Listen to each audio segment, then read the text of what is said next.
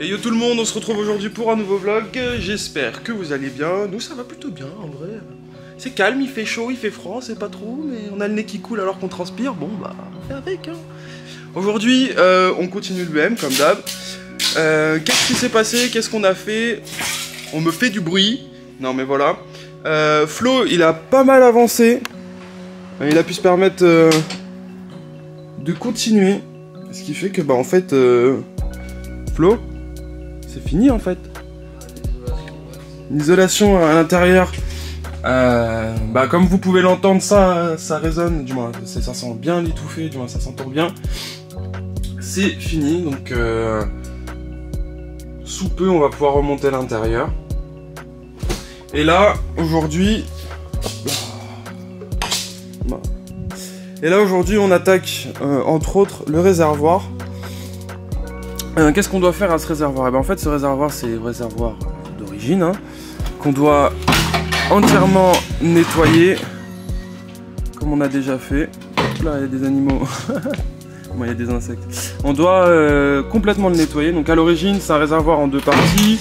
Cette partie là elle va au milieu et elle les relie, ça vous l'aviez déjà vu. Du coup bah, la mission du jour ça va être de le nettoyer extrêmement fort pour qu'il soit extrêmement clean. Tu vas le repeindre ou pas ça Flo? Ouais, il y a des parties. Noir. Ouais, noir comme en dessous de la caisse, vraiment clean. Ok. Bon ça j'en étais déjà à peu près sûr. Donc voilà, l'idée c'est de le sortir de son jus, de voir comment il est, rendre le truc vraiment clean. Et voilà. Donc du coup Flo il est en train de le démonter entièrement. Il est en train de rendre tout ça étanche. Parce que nous quand on va le nettoyer, on veut pas qu'il y ait de l'eau qui rentre dedans. On veut vraiment que ça reste très très clean.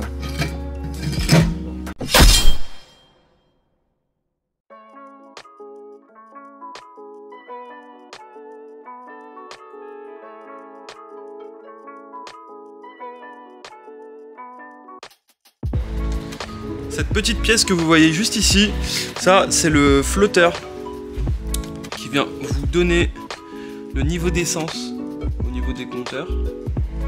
C'est une petite pièce à la con, mais qui est plutôt bien fichue au final. Donc dedans, il est là-dedans le flotteur, on est d'accord hein. Et en fait dedans, il y a un flotteur. Ouais, le filtre avec le flotteur. Et en fait le flotteur, bah, plus tu mets d'essence, plus il monte. Et avec ça, c'est ce qui t'envoie ton info, qui te dit que t'as de l'essence. Et on a de la chance, il fonctionne bien.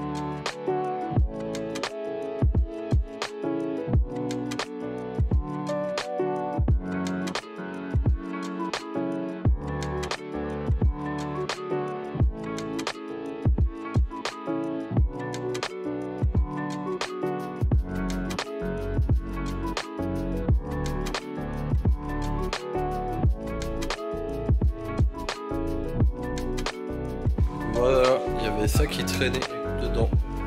Un petit ami en fait.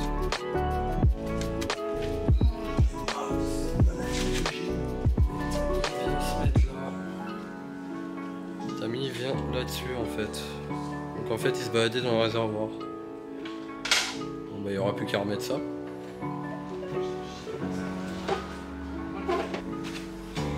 On bien aussi la tronche de la durite. Hein. Elle était bien morte.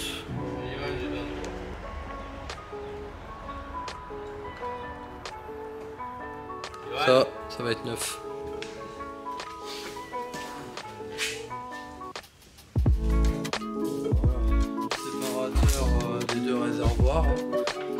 des deux réservoirs.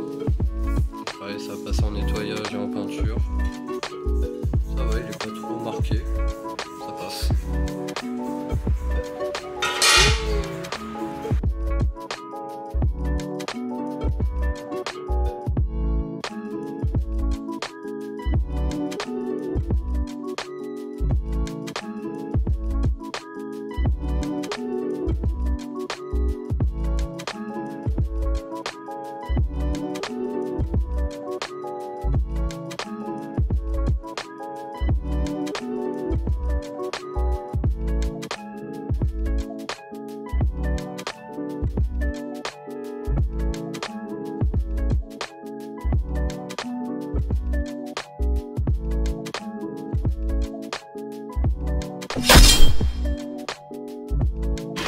Bon du coup ça y est, ils sont tout préparés.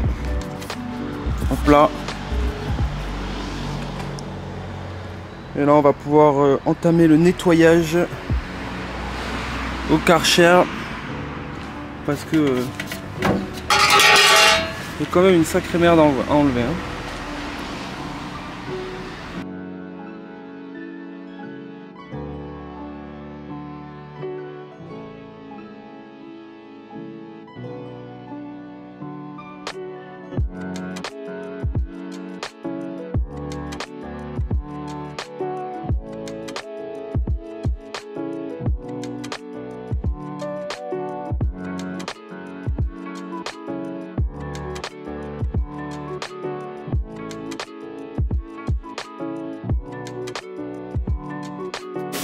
Bon, pendant que Flo, comme vous pouvez l'entendre certainement au fond, il est en train de nettoyer les parties du réservoir, nous avec Virgile, on va entamer la délocalisation de la batterie, you know.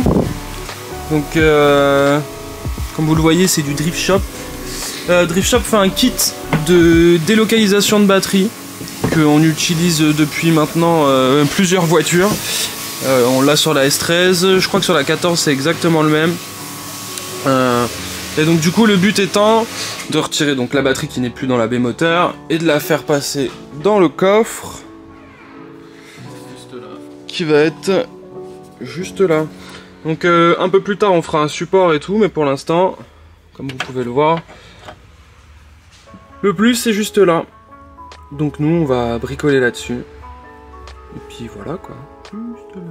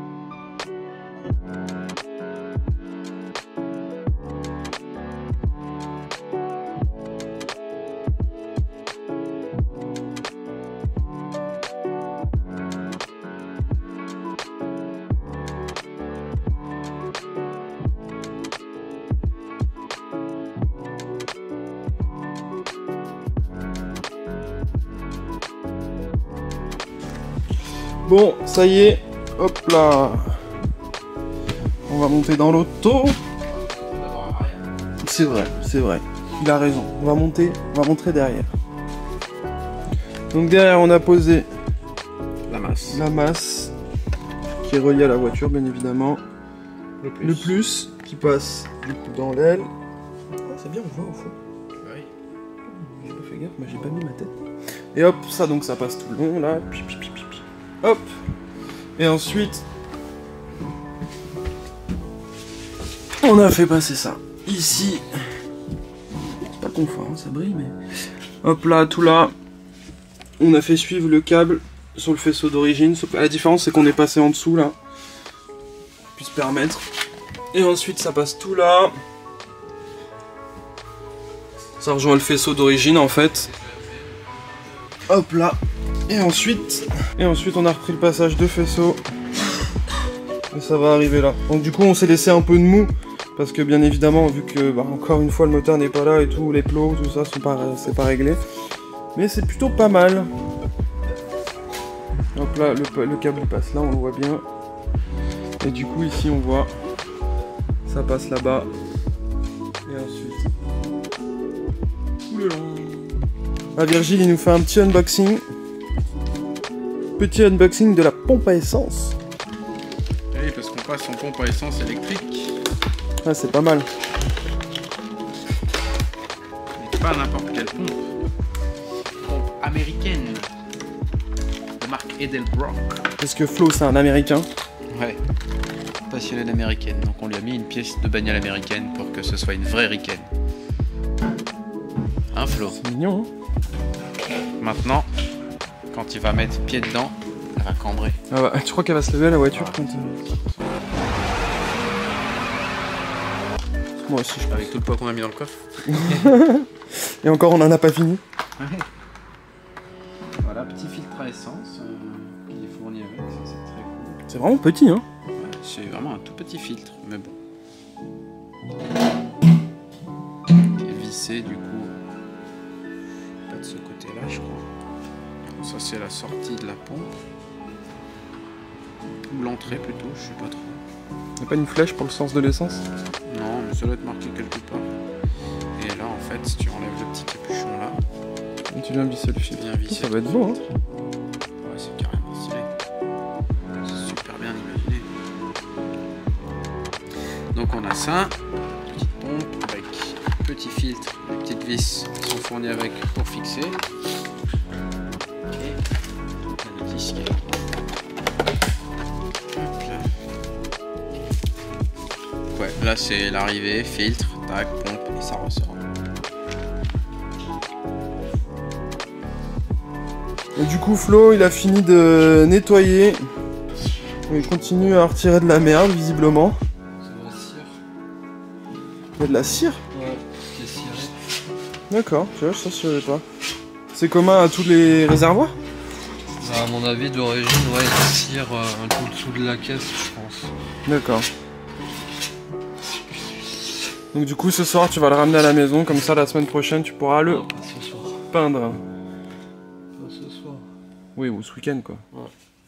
Déjà le préparer. On a aussi la chance d'avoir reçu les durites d'essence. On va pouvoir s'amuser à faire passer comme il faut. Virgile, il a acheté l'outil pour pouvoir faire les angles et tout. On l'a juste là. Virgile, comment ça fonctionne cet outil? Moi je connaissais pas, je me doutais que ça existait, mais... En gros, tac. Tu mets ta durite là, par ce trou là, D'accord. en choisissant le bon diamètre. Là ça plaque ta durite et après tu fais ton coude comme ça. Là ça te dit 0 degré, 45, 90 et ainsi de suite jusqu'à ce que tu aies l'angle que tu veux, jusqu'à 180 degrés parce qu'après tu ne peux plus. D'accord. Et du coup, grâce à ça, on va pouvoir recopier le circuit d'essence d'origine et... Bah, celui d'essence et celui de frein. Ouais, exactement. J'ai les trois tailles et normalement on a ce qu'il faut pour faire les freins et l'essence. Mais ouais, du coup, en fait tu fais passer ta durite. Et une fois que tu as fait passer ta durite, bah, tu vois que là ça laisse juste l'espace pour 40 dedans. Et après ça, Ça vient créer des super coudes. Tac, par exemple, là j'ai un coude à... Normalement, si je fais comme ça et que je m'arrête là, tac, j'ai un coude à 90 degrés. Donc tac, tac. Ouais, c'est clean.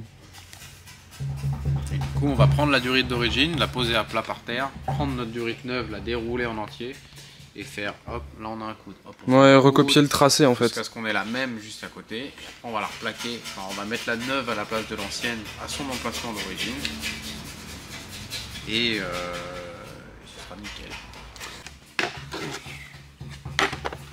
Maintenant, j'ai l'outil pour faire les inserts. C'est pas un truc de fou, hein. J'en achèterai un mieux plus tard. Ça, c'est juste pour tester. C'est pour faire les inserts de quoi?